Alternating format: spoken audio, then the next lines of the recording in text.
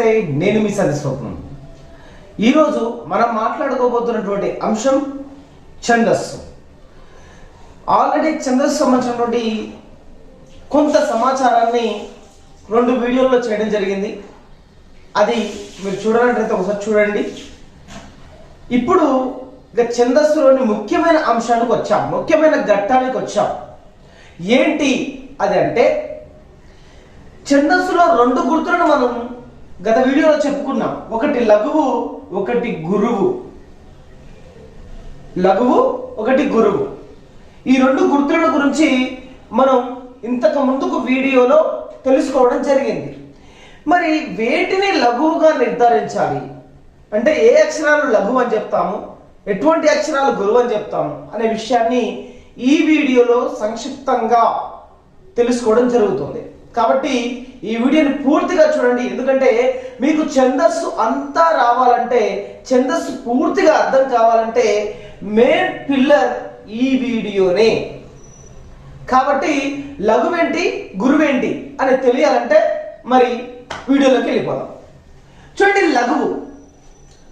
మనకు లఘు గురువులను గుర్తించేది ఎలా ఉంటుంది అంటే, ఛందోశాస్త్రం ప్రకారం ఒక మాత్ర సమయంలో పలకబడేటటువంటి దానిని లఘువని, 2 మాత్రల సమయంలో పలకబడేవి గురువులని చెప్పడం జరుగుతుంది. మరి మాత్ర అంటే ఏమిటి? మనము చిటిక వేస్తాం, చిటిక వేస్తూ పాటలు పాడతాము, చిటిక వేస్తే ఎన్నో విషయాలు చేస్తూ ఉంటాం. ఈ చిటిక వేసేటటువంటి సమయాన్ని, చిటిక వేసేటటువంటి సమయం ఎలా ఉంటుంది? ఆ చిన్న ఆ యొక్క సమయాన్ని సెకను కన్నా తక్కువగా ఉంటుంది. ఆ సమయాన్నే మాత్ర అంటారు. 2 చిటికలు వేసే సమయాన్ని 2 మాత్రలు అంటారు. ఇక్కడ ఒక మాత్ర కాలంలో పలకబడే వాటిని లఘువులు అంటారు, 2 మాత్రల కాలంలో పలకబడే వాటిని గురువులు అంటారు. ఈ విషయాన్ని గుర్తుపెట్టుకోవాలి. ఒక మాత్ర కాలంలో పలకబడేవి లఘువులు, 2 మాత్రల కాలంలో పలకబడేవి గురువులు. సరేనా? ఇప్పుడు అక్షరాల నిర్ధారణకు వద్దాం. ఒక్కొక్క అక్షరం ఏ విధంగా చేస్తుంది అనేటువంటి విషయాన్ని ఇప్పుడు తెలుసుకుందాం. మొదటగా లఘువు లక్షణాలను మనం చూసినట్లయితే, హ్రస్వాక్షులు లఘువులు. హ్రస్వాక్షులు అంటే దీర్ఘం లేనటువంటి అచ్చులు, అంటే తేలికైనటువంటి అచ్చులు. అవేమిటి? ఆ, ఈ, ఉ, రు, ఏ, ఉ. ఇవేమిటి? లఘువులివి. ఇవి అక్షరంలో కనబడితే, పద్యంలో కనబడితే లఘువులుగా గుర్తిస్తాము. హ్రస్వాక్షులతో కూడిన హల్లులు లఘువులు. మరి ఇప్పుడు అచ్చుల గురించి మాట్లాడుకున్నాం, హల్లుల గురించి మాట్లాడుకుంటే, హ్రస్వాక్షులతో కూడిన అంటే దీర్ఘం లేనటువంటి హల్లులన్నీ ఏమవుతాయి? లఘువులవుతాయి. గుర్తుపెట్టుకోండి, దీర్ఘం లేనటువంటి హల్లులు, ఎటువంటి ఒత్తులు, ఎటువంటివి దీర్ఘాలు లేకుండా ఉన్నటువంటివి ఏమవుతాయి? లఘువులవుతాయి. దీర్ఘం లేనటువంటి అచ్చు హల్లులు, హ్రస్వాచ్చులు, హ్రస్వాలులు మనకేమవుతాయి? లఘువులు అవుతాయి. తర్వాత పాయింట్, దీర్ఘాలు కాని ద్విత్వాక్షరాలు లఘువులు. దీర్ఘాలు కాని ద్విత్వాక్షరాలు, ఒకవేళ దీర్ఘం ఉంటే ఇది గురువు అవుతుంది, కానీ దీర్ఘం లేదు కాబట్టి ఇది లఘువు. కాకు కావత్తు. అసలు ద్విత్వం అంటే ఏంటి? ఎవరంటే దీర్ఘాలు కానీ ద్విత్వాక్షరాలు. ద్విత్వాక్షరాలు అంటే ఏమిటి? ఒక హల్లుకి అదే హల్లు ఒత్తు వచ్చి చేరితే అది ద్విత్వం కదా. సో అందుకనే ద్విత్వాక్షరాలు దీర్ఘం లేకుండా ఉన్నట్లయితే వాటిని హల్లులు అంటారు. మాకు మా ఒత్తు ఉంది కానీ మాకు దీర్ఘం ఉందా? లేదు, కాబట్టి అది లఘువు మాత్రమే. ఇక్కడ చూడండి, దీర్ఘాలు కాని సంయుక్తాక్షరాలు లఘువులు. సంయుక్తాక్షరం అంటే ఏంది? ఒక హల్లుకి వేరొక హల్లు ఒత్తు వచ్చి చేరితే, ఒక హల్లుకి వేరొక హల్లు ఒత్తు వచ్చి చేరితే దానిని సంయుక్తాక్షరం అంటారు కదా. సో ఇక్కడ చూడండి, మానేటటువంటి పదానికి ఏమొచ్చి చేరింది? యా అనేటటువంటి ఒత్తు వచ్చి చేరింది. అంటే ఇది ఏ అక్షరము? సంయుక్తాక్షరం. సంయుక్తాక్షరాలు ఏమంటున్నాము? లఘువులు అంటున్నాం. సంయుక్తాక్షరాలు కూడా ఇక్కడ క్లారిటీగా చూసిన దీర్ఘాలు కాని అంటే దీర్ఘం లేనటువంటి సంయుక్తాక్షరాలు, దీర్ఘం లేనటువంటి సంయుక్తాక్షరాలు లఘువులు. దీర్ఘం లేనటువంటి సంయుక్తాక్షరాలు ఏమవుతాయి? లఘువులు అవుతాయి. మ్యా, ప, క్ర, గల్, మా, వ్ర ఇవన్నీ ఏమిటి? సంయుక్తాక్షరాలు. సంయుక్తాక్షరాలలో దీర్ఘం ఉన్నాయి, ఇక్కడ దీర్ఘం లేదు కాబట్టి వీటిని లఘువులుగా గుర్తిస్తాము. ఇక ఇప్పుడు చెప్పే అటువంటి చాలా జాగ్రత్తగా అందరూ వినాలి. ఇప్పుడు చెప్పే అంశం చాలా జాగ్రత్తగా వినాలి. ఇక్కడ చూడండి, తేలికగా పలకబడే రేఫాతో కూడిన అక్షరాలు, దాని ముందున్న అక్షరాలు లఘువులు. రేఫా అంటే రా అనే అక్షరం. ఎందుకు మనం గురువుల్లో చెప్పుకునేటప్పుడు ఈ అంశాన్ని ప్రస్తావించాలి నిజానికి, కానీ ఇది లఘువే కాబట్టి ఇక్కడ ప్రస్తావించడం జరుగుతుంది. మీకు ఒత్తుకు ముందున్న అక్షరాలు అంటే సంయుక్తాక్షర ద్విత్వాక్షరం ముందున్న అక్షరాలు యాక్చువల్గా గురువులు అవ్వాలి. కానీ రేఫా అన్నాడు, తేలికపడే రేఖ అంటే మొదటి రా అంటే రా అనే అక్షరం. ఇక్కడ చూసానండి, రా అనే అక్షరం. ఈ రా అనే అక్షరం ఉన్న చోట ఏమవుతుందంటే లఘువు అవుతుంది, అంటే దాని ముందున్న అక్షరం కూడా గురువు అవుతుంది. అదే ఇక్కడ ఏ తావత్తా ఉందనుకోండి, ఇది గురువు అవ్వాలి, గురువు అవుతుంది. కానీ అంటే వేరే ఏమవుతున్నా ఒక రావత్తు తప్ప ఏదున్నా ఏమవుతుంది? గురువు అవుతుంది. కానీ ఈ యొక్క సౌకర్యాన్ని కల్పించడం జరిగింది మన భాషా శాస్త్రవేత్తలు. ఓకేనా? అందుకనే భద్రుడు అనే దాంట్లో 3 లఘువులే ఉన్నాయి. ఒత్తుంటే ఇక్కడ ముందర గురువు అవ్వాలి, కానీ దీనికి ఒక్కదానికే ఆ యొక్క సౌకర్యం ఉన్నది. మళ్ళీ చెప్తున్నాను, రావత్తు ఉన్నది ముందు లఘువు అవుతుంది. రావత్తు ఉన్నటువంటి అక్షరం ముందు అక్షరము లఘువు అవుతుంది, ఆ రావత్తున్న అక్షరము లఘువు అవుతుంది. ఒకవేళ వీటికి దీర్ఘాలు ఉంటే గురువు అవుతుంది. ఒకవేళ ఇక్కడ బాగా దీర్ఘం ఉందనుకోండి, అప్పుడు ఇది గురువు అవుతుంది. కానీ దీర్ఘం లేదు కదా, సో కాబట్టి ఇది లఘువే. ఇంకా ఏముంది? అరసున్నాతో కూడిన అక్షరాలు లఘువులు. అరసున్నా అంటే ఏంది? పూర్తి సున్నా కాదు అని అర్థం. అరసున్నా అంటే పూర్తి సున్నా కాదన్న కదా. ఇప్పుడు ఈనాటి కాలంలో అరసున్నాను వాడట్లేదు, ఒకప్పుడు బాగా వాడేవారు, దానికి ఒక మంచి విలువనిచ్చేవాళ్ళు. ఇప్పుడు లేదు. అయినను అరసున్నాతో కూడిన అక్షరాలు చాలా మంది సరే అరసున్నా ఉంది కదా, దాని పక్కన గురువు కావాలి లఘువు కావాలంటే లఘువే అవుతుంది. అరసున్నాని లెక్కలోకి తీసుకోము, అరసున్నాని పొల్లక్షరాలు లెక్కలోకి తీసుకోము. మీరు పద్య లక్షణాలు లెక్క పెట్టేటప్పుడు కూడా పద్యంలో ఎన్ని అక్షరాలు ఉన్నాయో లెక్క పెట్టేటప్పుడు కూడా మనకు ఇవి లెక్క పెట్టకూడదు. అర్థమైందా? వీటిని లెక్క పెట్టకూడదు, ఎందుకంటే ఇవి లెక్కలోకి రానట్టుగా మనం చెప్పడం జరుగుతుంది ఛందస్సులో. అంటే ఇది మనకున్నటువంటి ఛందస్సుకు సంబంధించినటువంటి లఘువులకు సంబంధించినటువంటి సమాచారం. మరి గురువులను వేటిని అంటారు? ఇది లఘువులు కదా, మరి గురువులని వేటిని అంటారు? ఆ విషయాన్ని మనం తెలుసుకోబోతున్నాం. మళ్ళీ ఇప్పుడు ఇంతసేపు లఘువుని చూస్తాము, ఇప్పుడు గురువుని చూద్దాం. గురువు రాయడం మర్చిపోయాను. గురువు గుర్తు ఏంటి? గురువు గుర్తు యు. ఇంగ్లీష్లోనైతే యు అంటారు, తెలుగులోని ఒకటిని రివర్స్ చేయడం అంతే. ఇలా ఉంటుంది ఒకటి మనకు తెలుగులో, అది రివర్స్ చేస్తే గురువు అంతే. ఓకే, చూడండి ఇక్కడ ఏది గురువు? వేటి ఇప్పుడు ఇంతసేపు లఘువులను తెలుసుకున్నాం. హ్రస్వాక్షరాలు లఘువులు, హ్రస్వ ద్విత్వాక్షర లఘువులు, ఇవన్నీ మనం తెలుసుకున్నాం కదా. ఇప్పుడు గురువుల గురించి తెలుసుకుందాం.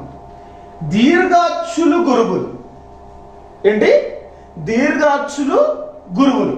ఇక్కడ రెండో ఆ దీర్ఘం, రెండో ఈ దీర్ఘం, రెండో ఊ దీర్ఘాక్షరం, ఇవి దీర్ఘాక్షరాలు కాబట్టి ఇవేమవుతాయి? గురువులు అవుతాయి. ఇలాక రస్వాక్షరాలు లఘువులైనప్పుడు దీర్ఘాక్షరాలు ఏమవుతాయి?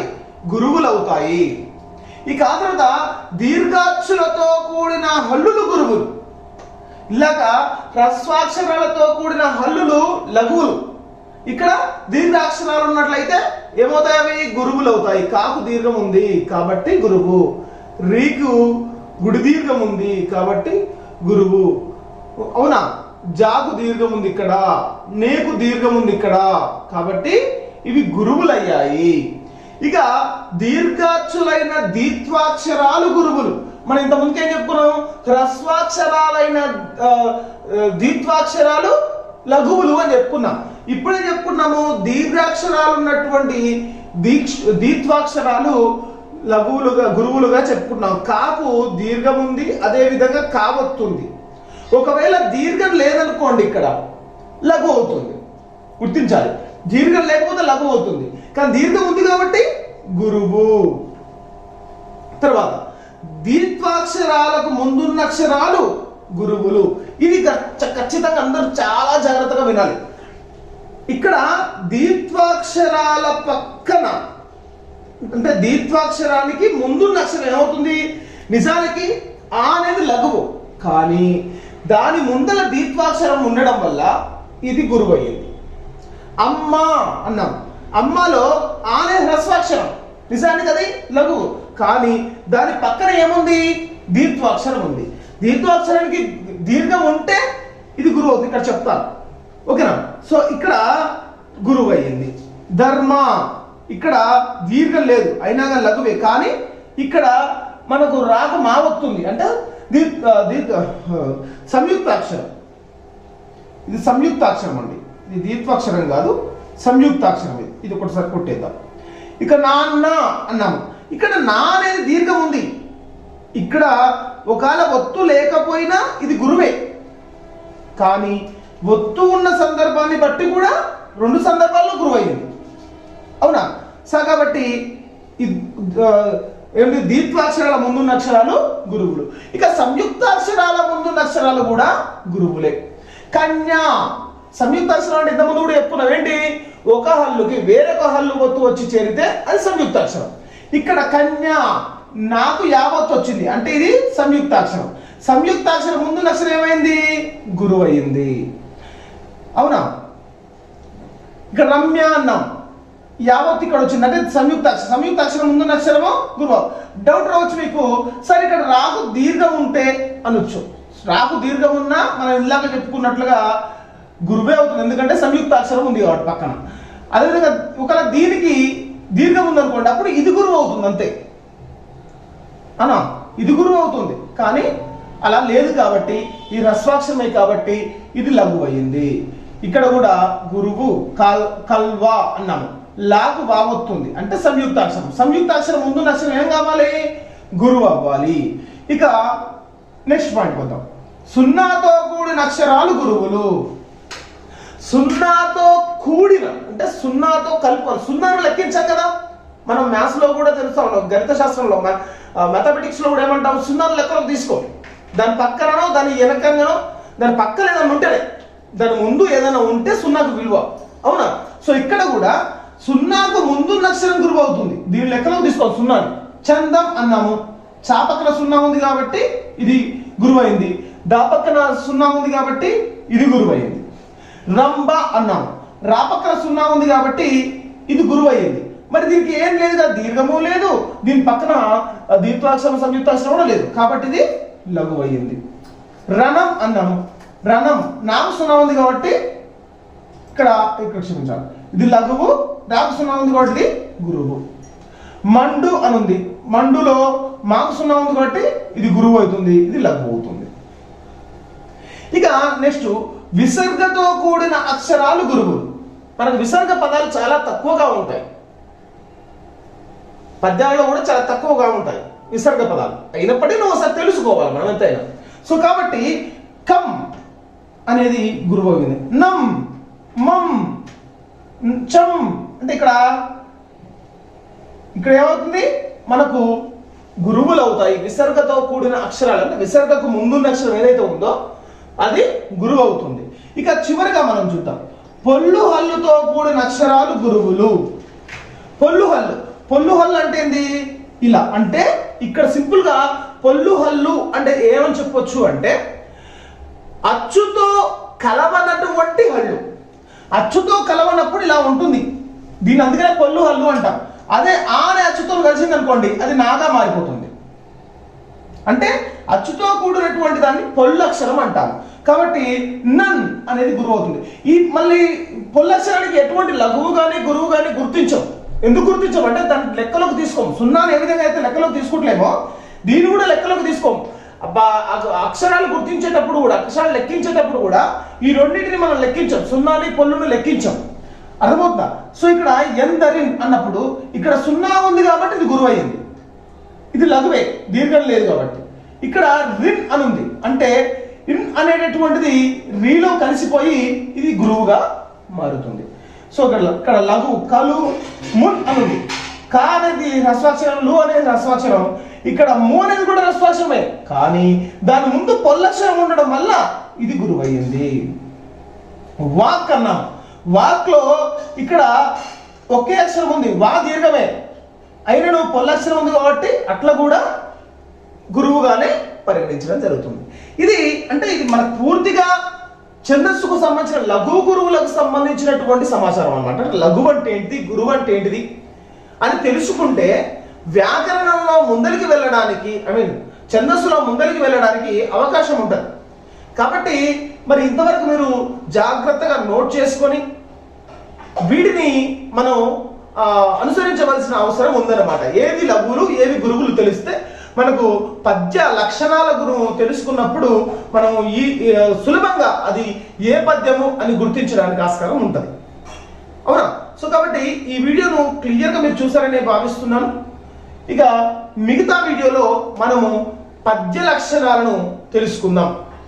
మరి ఇంతవరకు ఈ వీడియో చూసారు కాబట్టి మీకు అర్థమైనట్లయితే ఈ ఛానల్ని సబ్స్క్రైబ్ చేయండి, లైక్ చేయండి, ముఖ్యంగా షేర్ కూడా చేయండి. మీరు లైక్ చేస్తే అనేక మందికి ఈ వీడియో చూపిస్తుంది యూట్యూబ్ కాబట్టి నన్ను ప్రోత్సహించండి. మీ స్నేహితులకు అందరికీ చెప్పినట్లయితే ఇంకా అద్భుతంగా నేను ఇంకా మిగతా మీరు నన్ను లైక్ చేసే కొద్దీ నేను ఇంకా ఎక్కువ వీడియోలు చేయడానికి అవకాశం ఉంటుంది. కాబట్టి నన్ను ఆ విధంగా ప్రోత్సహిస్తారని భావిస్తూ నేను మీ సతీష్ సోక్తం.